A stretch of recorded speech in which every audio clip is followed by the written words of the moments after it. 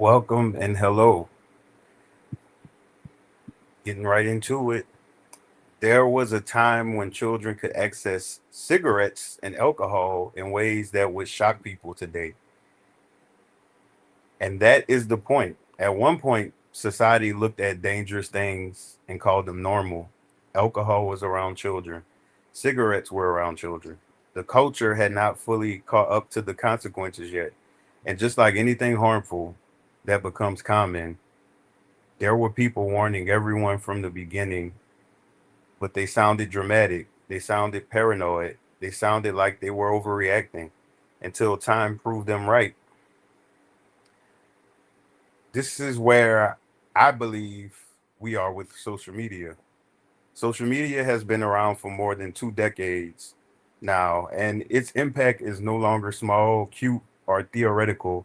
It has changed attention spans of all ages, by the way. Relationships, self image, politics, loneliness, childhood, adulthood, dating, parenting, spending, and the way people perform their identities in public. And now we are finally seeing movements to restrict children's access to social media for good reason. There are studies, there are lawsuits, there are mental health concerns, there are parents realizing too late that the internet is not just a playground, it is also a marketplace, a casino, a surveillance system, a performance stage, and sometimes a hunting ground. Not sometimes, baby.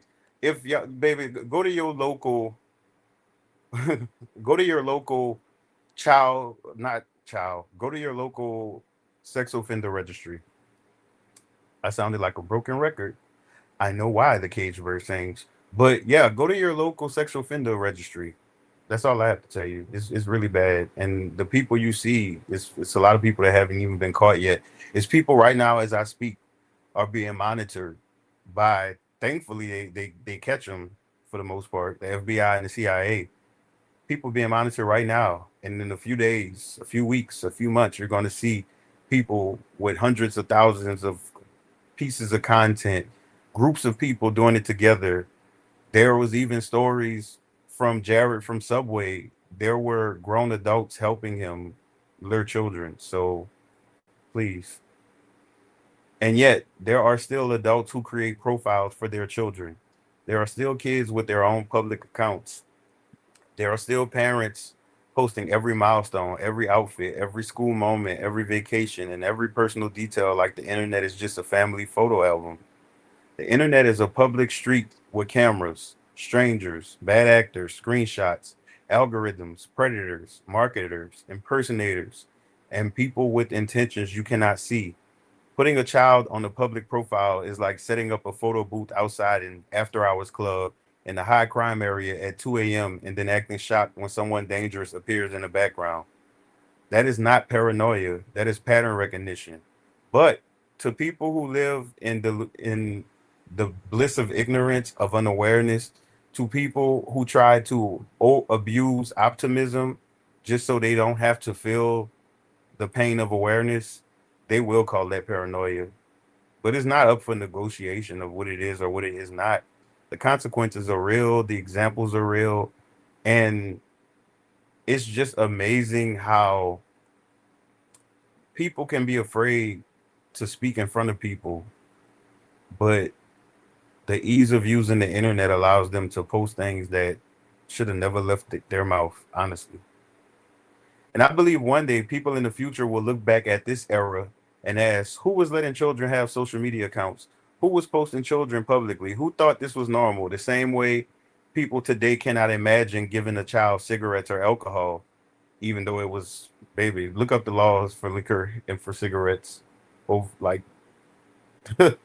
baby, children was puffing one. People was going pack for pack with their child. Parents and children was beefing because you took the last Camel Crush menthol.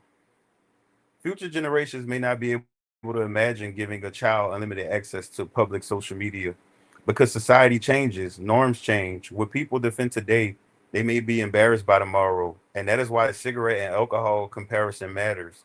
Not because social media is the exact same thing, but because society has a long history of normalizing dangerous access until the consequences become too obvious to ignore. Not to mention, you can give them concrete examples of the danger that you're warning them of, but just because it's normalized, that takes away the threat factor to a lot of people. There are so many examples, even me post social media not having, well, I mean, I don't even know. Like, honestly, everything is so social media-fied. Like, at one point, YouTube was not considered social media, especially if you just were a viewer.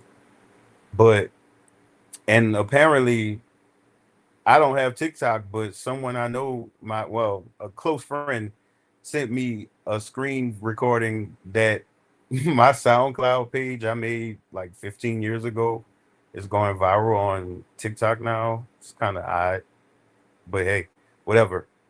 But when it comes to the internet, you see a lot of people normalizing stuff. Even if it's crimes, people will normalize anything. That is why you cannot base things off of people. And when you change your beliefs and become safer, the only people that you can battle with is maybe your kids if you're a parent, maybe your parents if you're a kid. And even in them situations, sometimes you have to know when to let go, like Frozen, even though they didn't let go because they keep making sequels. So obviously they're hypocrites too. But hey, anyways, well, because yeah, then the law steps in, and even when the law steps in, people still break the rules. People still give minors alcohol. People still provide cigarettes. People still sneak around restrictions. But when they get caught, there are consequences. I believe social media may eventually move in that same direction. We may see stronger age restrictions. We may see platform accountability. We may see addictive design lawsuits. We may see social media bans similar to casino bans for people who cannot control their social media use because the addiction levels are not imaginary. Also, by the way, a lot of people's convictions are including them being permanently banned from social media. So if social media was that thing that you can minimize when it comes to children, why is the legal system banning adults from it? And there's an answer to that why. It's case by case, by the way, but it has to be something there for it for laws to be made against it. Like it's not, if that's the case, they would have laws against bottled water. You can only have 2 bottles of water a day. Never mind. But the compulsive checking, the doom scrolling, the fear of missing out, the need to be seen, the fear of being forgotten, the emotional attachment to online communities, creators and digital validation, all of that is real and the roots start young. Think about childhood. A child misses one day of school and finds out the class watch movies all day. They feel like they missed the biggest event of the year.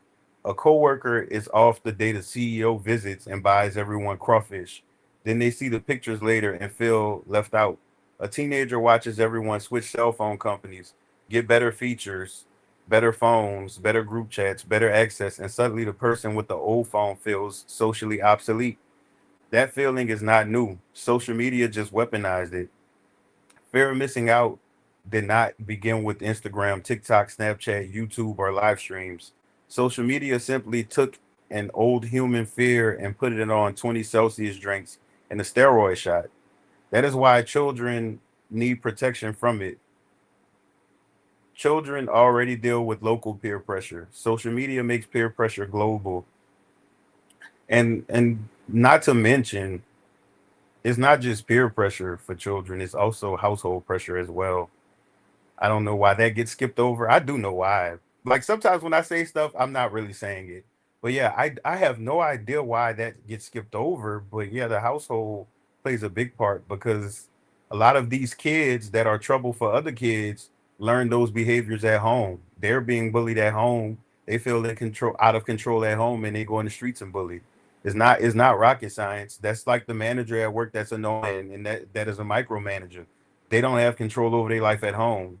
So they take all of that feeling of not being in control at home and they overdo it at work because that makes for that they're on a high at that moment.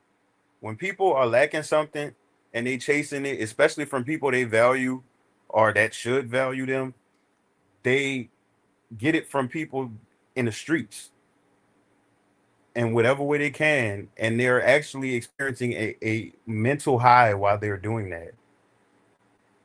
We associate high with just substances, but there are natural highs. There are emotional highs, So, yeah, social media makes peer pressure global, constant, algorithmic, visual, addictive, and measurable. Now they're not just comparing themselves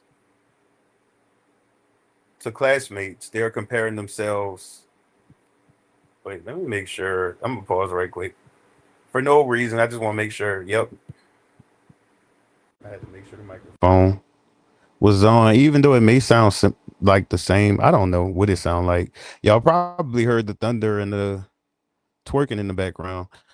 They are comparing themselves to influencers, edited bodies, fake lifestyles, viral strangers, luxury illusions, beauty filters, popularity metrics, and performance culture. And adults are already struggling with this.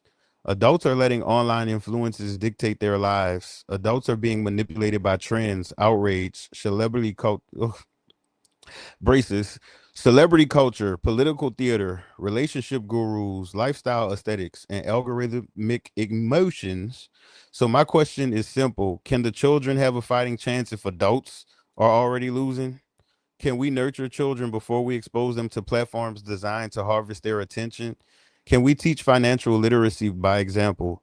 Can we teach nutrition by example? Can we teach moderation by example? Can we show them how to enjoy sugar, gaming, phones, entertainment, and other tempting things without becoming consumed by them? Can we teach accountability by being accountable adults? Can we teach apologies by being adults who apologize? Baby, because I'm tired of meeting y'all grown kids that y'all didn't apologize to when they were kids, and I could see them more and they paw all up, running all up through them. And I just know, I learn now not to just tell people what I notice because being hyper aware makes you damn near like you a psychic. I mean, some people are psychics, but I don't know, am I the psychic?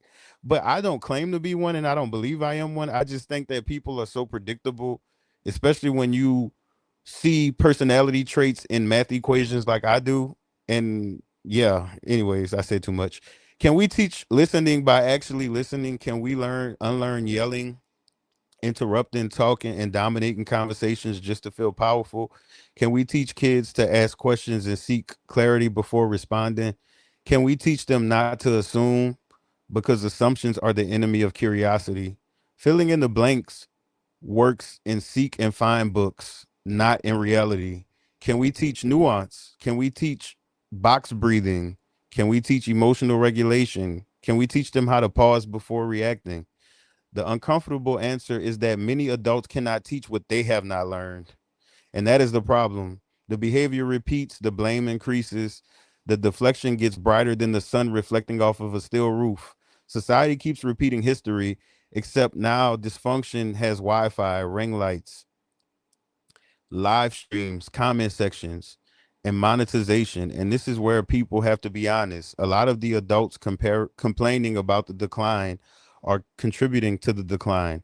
They argue about politics online, but they are never at local meetings in their own community. Also, I just want to pause and say, and I've even seen channels I've watched do it, but I'm not the person that's going to be in the comment section being your parent. Please stop self-incriminating. People think it's limited to crimes, but when people are recording themselves while driving, it's illegal in all 50 states to use the phone while you're driving, especially for the people that are like looking in the camera. It'll be different if you just never looked up and you focused on driving the whole time. Maybe you can defend that with your insurance company when they raise your rates because they still gonna raise your rates when they catch that shit. So good luck, Charlie. But baby, that's self-incrimination too. Please learn the law. A lot of people do not know the law, and this is not an assumption because the things that y'all use to describe situations are clear indicators that you are not aware of the law, especially when it comes to lawsuits. The emotional reactions I see regarding lawsuits lets me know that you are not aware of what punitive damages are. You're not aware of what pain and suffering is. You're not aware of what past, present, and future medical bills are. You're not aware of all of the different categories that come into play when it comes to a lawsuit. So when people get the pocket watching lawsuit dollar amounts, That lets me know ignorance. And it's very embarrassing because if you're going to feel that way, keep that to yourself. Like, start keeping feelings to yourself so you stop letting people know how ignorant you are. Because when these emotions from different things are able to come out of people and they are speaking on stuff that they don't know anything about, you sound stupid. Like that, that's not to be shameful.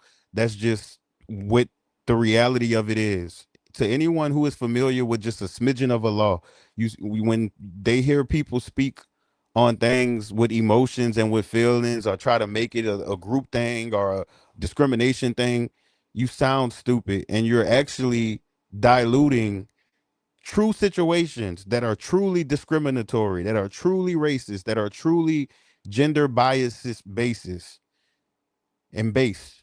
When you throw it on any old thing like parsley on Instagram food from someone who can't cook.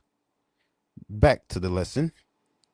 They complain about leadership, but never vote in local elections where daily life is actually shaped. They complain about children having no manners while watching.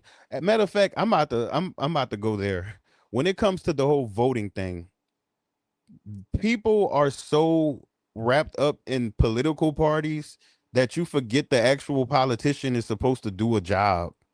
It is such a thing to where people get so riled up about the actual elections, and then when someone loses, they lose all interest in politics suddenly.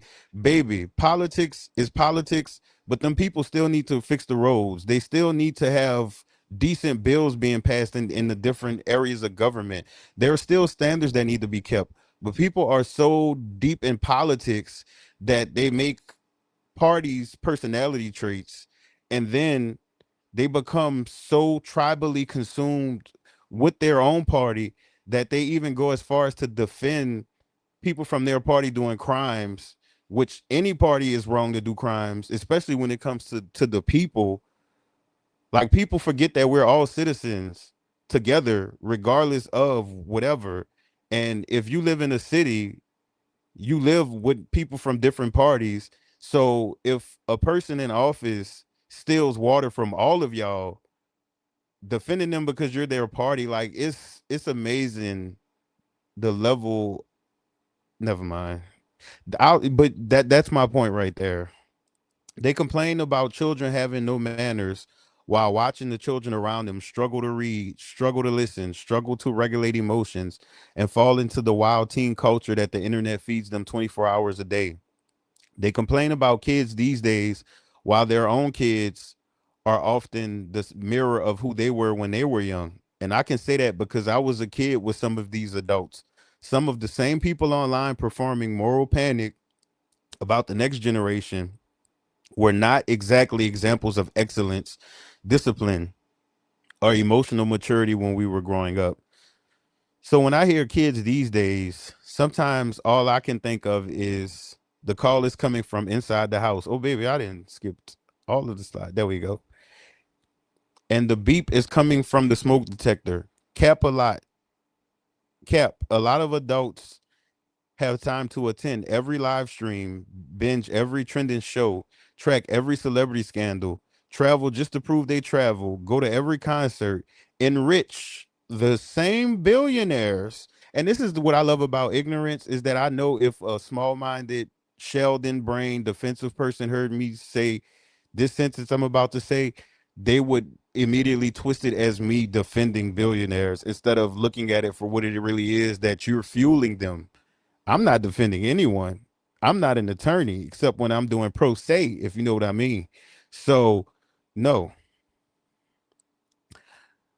enrich the same billionaires they claim to hate, boycott businesses without understanding who owns the products they consume, and then cry lonely while being as approachable as a grizzly bear that smells food. The kids are the future, but adults are the present, and nothing changes if adults keep skipping over accountability. Some people live in the past, but not the real past.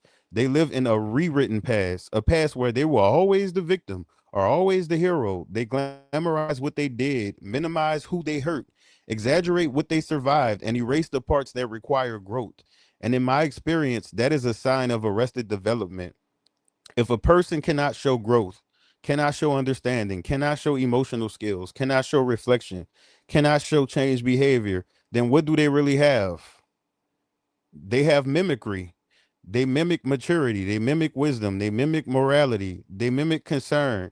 They mimic whatever traits are popular enough to help them fit in. And that is why social media is so dangerous for children, because children are already learning who they are. They already are trying to belong. They are already watching adults.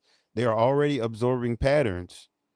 And now we are placing them inside platforms where performance is rewarded, insecurity is monetized, outrage is boosted, attention is currency, and imitation is survival. That is not childhood. That is psychological training. And we should be careful about what kind of adults we are training children to become, because the issue is not just social media. The issue is the adult world handing children a loaded psychological environment and then acting shocked when they become anxious, distracted, performative, insecure, and reactive, and emotionally dysregulated. At some point, society will have to admit that access is not the same as freedom. Exposure is not the same as development. Entertainment is not the same as nourishment, and popularity is not the same as connection. Children do not need to be raised by algorithms. They need adults with enough humility to say, maybe we were wrong. They need adults who can protect them before the law has to force protection. Because not to mention, y'all giving these kids access to social media, and adults are self-criminating and children are too. Just imagine, as a parent, you may not encourage the behaviors your child participates in, especially if they spend more time with other people, because us as humans, we are influenced by who we spend more time with. That's why people come home from work with attitudes that y'all didn't have in y'all house. That is why people start hanging out and going out, and they initially go out to be social, but then they start picking up habits from the people they go out with. If you ask majority of the people who use drugs, someone else introduced them to it, even though the use of it maybe was used to help with trauma that they were dealing, so the addiction was inevitable, but the introduction to that particular choice was usually from someone else. A lot of people who had cigarettes, someone gave them their first cigarette. I would like to meet a person. I'm not saying they don't exist, because it's 8 billion people. Everyone exists. But I would like to meet the person who just went to and picked up cigarettes randomly. Like, never saw it on TV before, never saw someone around them. They just went to the store and said, you know what, that box look cute. I want to try that. Is that a candle? Oh, you put it in your mouth? I would like to meet that person. Exposure is not the same as nourishment, and popularity is not the same as connection. Children do not need to be raised by algorithms. They need adults with enough humility to say, maybe we were wrong. They need adults who can protect them before the law has to force protection. They need adults who understand that just because something is normal does not mean it is harmless, because history keeps teaching the same lessons. Sometimes the thing is everyone is defending today becomes the thing everyone is ashamed of tomorrow. And stop acting like kids are too young to deserve empathy and understanding. The same way that people want people to communicate with them in relationships, and it may not be you doing that to your children, but listen, like DJ Khaled used to say before his career fell off, when the same things we want as adults, children need that too. Mine is romance, like mine is that. But everything else, the support, the loyalty, the understanding, and us as adults, when we throw children ideas and feelings away just because they children, or try to shush them if they might be right about something because we don't want them to think that they're bigger than us, thinking that we can instill fear in children, all that does is teaches them to instill fear in other people. Like, but I'm not here to teach people about children in the way of parenting. It's just to realize that, baby, all of the stuff you're seeing online, it was created. Now, there are people who may work a lot and they don't get time with their children. That's a harder battle to fight. But we always do that and then stop. Like, oh, yeah, some people work hard, or, some mothers or fathers aren't there because they work offshore, blah, blah, blah. That is factual. However, that is not the whole pie. You cut one piece of the pie and call it, pepperoni. No, because there are people out there that literally have more free time than their children do. So yeah, no, it's it's not monolithic, but this is just for people who have the open mind to understand these things so that when you look at the world, you don't think that you're losing your mind. And when you're going through growth, you do not have to feel lonely because you're free. You're not lonely, you're free, baby. Your body is adjusting. That's like if somebody squeezes your arm. Like if you had a cuff on your arm for years, you going to have an imprint on your arm, and it may be sore a little bit, but eventually it heals, and it might leave a bruise, but it eventually it heals. That is what your personality, your nervous system, your emotional system, your prefrontal cortex is able to stop shrinking and start growing again. That's confusion you're feeling. It's not loneliness. Because what is the loneliness? I mean, unless the loneliness is like maybe you had a shift with five people and now you got to do five people job by yourself. Damn right, that's loneliness. But when it comes to loneliness for connection, that's your inner person trying to connect with you. Because number one, connection is forever.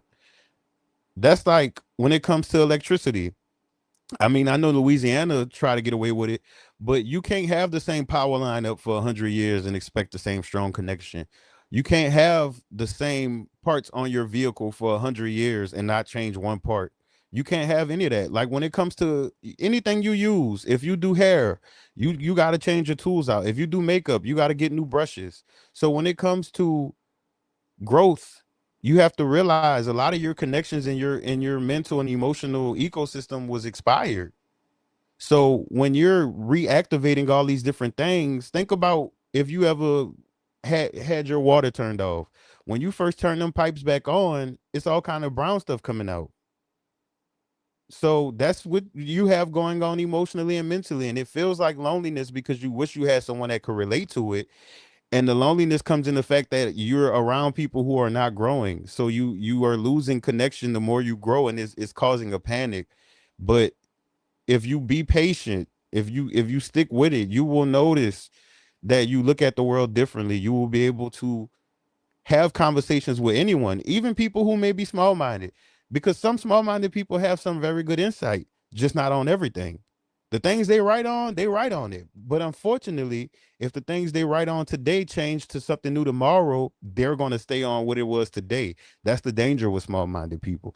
But and also, you can't always expect these relationships that the internet and movies put into us.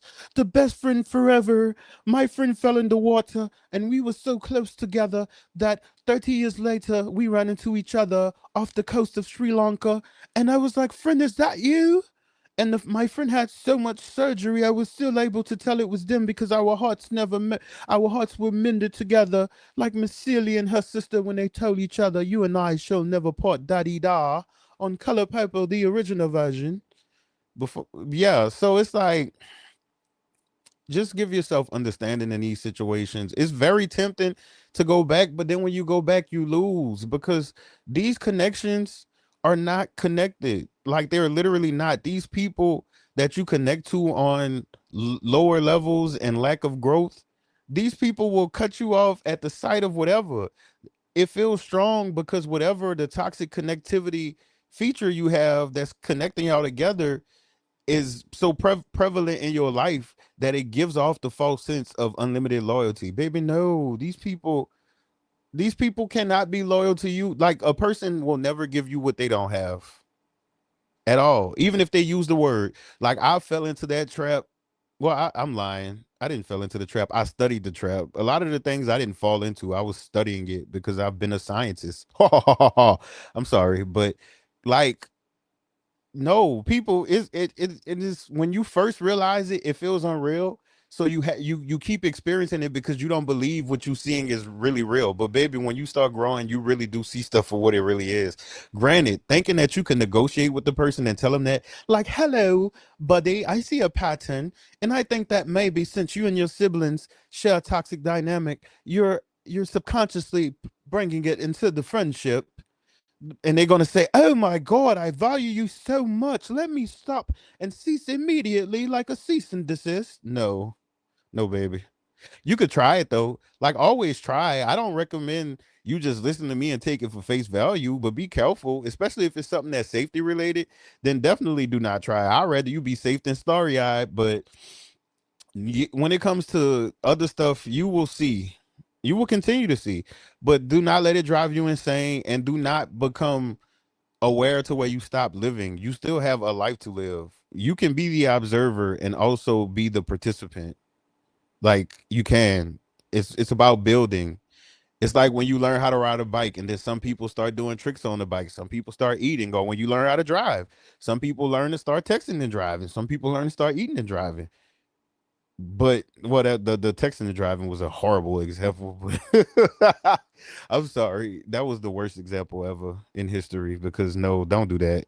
I mean, if you do, am I gonna be mad at you? Probably not, because I'm not your passenger. But anyways, that's it for this video. Many more to come. Thank you again. Like I really do appreciate y'all for engaging because I literally don't expect that. And then it'd be positive engagement. It's like, who, me? Wow. Thank you though. Y'all, I appreciate y'all.